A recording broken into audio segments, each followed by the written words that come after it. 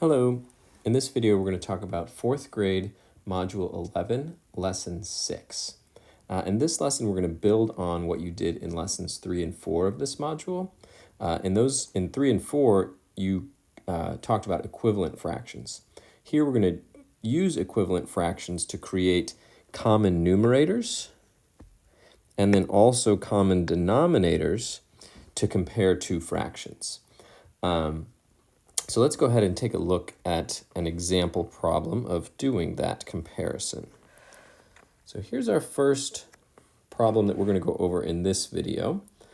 So it says Suki runs 7/12 of a mile. Lonnie runs 3/4 of a mile. Who runs farther? And the directions say to use a common denominator to compare the fractions. If you're not sure what that means yet, that's okay. Just take a pause here. I'd really encourage you, pause the video and think about the question. Who runs farther? We've got these two different fractions here. 7/12, 3/4. Which is more? Pause the video, take a few minutes, maybe draw a picture and see if you can figure it out. All right, so what I want to do to start this problem is I want to just think about, okay, well, which fraction seems larger to me? And so I'm going to go ahead and draw a picture. So my first fraction is 7/12. What does that look like? Well, let's draw a nice rectangle here. And I'm going to do my best to cut this into 12 equal pieces. We'll see how I do. So cutting it couple times here. And I think if I'm careful, I will have 12ths when I'm done. Let's go ahead and just count to make sure. 1, 2, 3, 4, 5, 6, 7, 8, 9, 10, 11, 12. Whew, made it. And now I need to compare that to 3/4. So let's draw that. Oop. Get rid of that. First, I want to just write the 3/4. 3/4. Now, it is important that my two rectangles are the same size because we're both talking about some fraction of a mile. Now, of course, I'm just drawing a picture to give myself an example, so my pictures might not end up being exactly the same size rectangle, but I'll do my best, just like I'm doing my best to make my fractions equivalent for equal pieces, 12 equal pieces, even though I know my picture's not perfect. So as I look at this, in the first fraction, I need to have 7 of the 12 pieces. So let me just count this out again here. 1, 2, 3, 4, 5, 6, 7. So here's the amount of the mile that Suki ran. Here's my 7/12. 7 of the 12 pieces that my mile has been chopped up into. And then for Lonnie, it's 3 of the 4. So 1, 2, 3 of my 4, and I color that in. Here's my model of these two fractions. And as I look at it, I can see, well, you know, this is pretty close. It looks like this is more, maybe by a little bit. But again, I didn't draw these perfectly. You can see that this rectangle is a little bit fatter than, say, this one. I actually feel pretty good about my 12ths, but they're not perfect. So this is giving me a rough picture, but I need something better that's going to help me compare these things. And we're going to use in this problem, because it says use a common denominator. So I want a common denominator. And the denominator of my fraction tells me how many pieces did I cut the whole into. So since the first fraction is cut into 12ths and the second one is cut into 4ths, I need to create an equivalent fraction for each of these so that they're cut into the same number of pieces.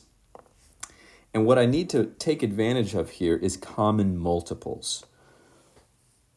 If I multiply 4 by a couple different numbers, and I multiply 12 by a couple different numbers, where do I see a common multiple here? And actually, I'm in luck, because if I think about the multiples of 4, 4 times 1 is 4. 4 times 2 is 8. But 4 times 3 is 12. So 12 is a multiple of 4. So I can actually just leave this as 12 and cut this one up a whole bunch more times. And that's what I'm going to do in my pictures. I'm going to say, okay, I need to figure out how many twelfths this is. I need to think about an equivalent fraction and say, well, how many twelfths is this? And I like to draw the picture to figure that out. Now, we can also do it with multiplication, and we will, but I like to do the picture. And what I like to do is I like to say, well, what do I have to multiply 4 by to turn it into 12? I have to multiply it by 3. So what I'm going to do with my pictures, I'm just going to cut it into 3 pieces the other way. And now I can see if I count this out, I've got 1, 2, 3, 4. I've got 3 groups of 4, which is 12. And of my 12 total pieces, 1, 2, 3, 4, 5, 6, 7, 8, 9, 10, 11, 12, I have 9 of the 12 pieces. And certainly you can see that by saying, okay, I had to multiply the 4 times 3. So I need to multiply the 3 in the numerator also times 3 to generate an equivalent fraction. You can see that the fraction is equivalent because I haven't changed how much of the rectangle I've shaded. I've only changed how many pieces I've sliced it into. And so now I can see, all right, if I cut this one into twelfths, 9 of the 12 are shaded. This one was already cut into twelfths, 7 of the 12 are shaded. So this one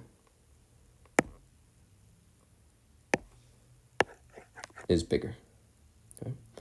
So who runs farther? Lonnie. Only by a little bit, right? By 2 twelfths. Okay.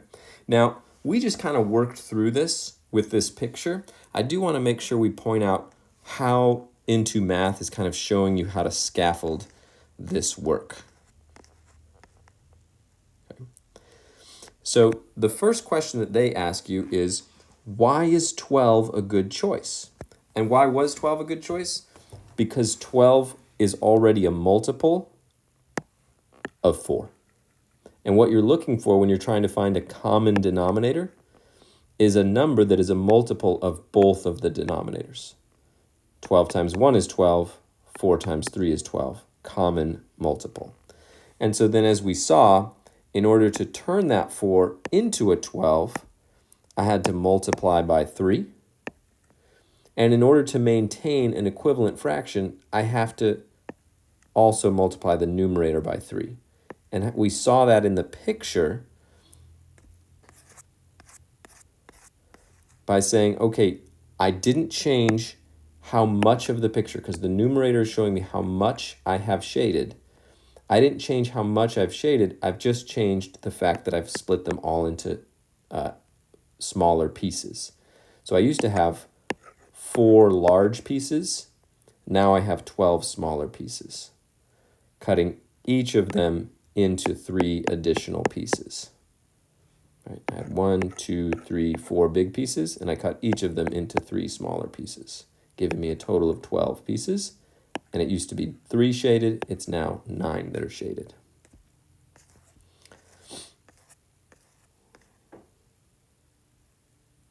Okay. So then as we compare, because our 3/4 was equivalent to 9/12, now I can actually compare those fractions and say that 7/12 is less than 9/12, which is then the same as saying that 7/12 is less than 3/4, because 9/12 and 3/4 are equivalent. And so Lonnie is the one who runs farther. And I would say because 9/12 is equivalent to 3/4 and 9/12 is more than 7/12. All right, that's common denominator. For Module 11, Lesson 6, we'll make a separate video about common numerator.